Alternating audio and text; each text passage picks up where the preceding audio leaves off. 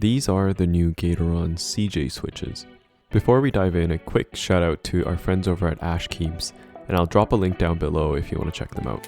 What's unique is that the top housing is actually made from their ink material, while the bottom housing and the stem is made from POM. The spring is on the slightly lighter side at 60 gram bottom out, and they come unlubed from the factory.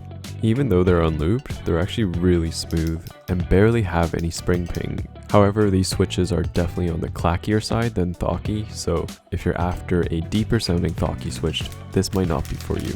On the other hand, if you're looking for a nice smooth clacky switch, the CJ switches are definitely worth a shot. And here's a comparison against the lubed and filmed Dojicon, just to highlight the clackiness.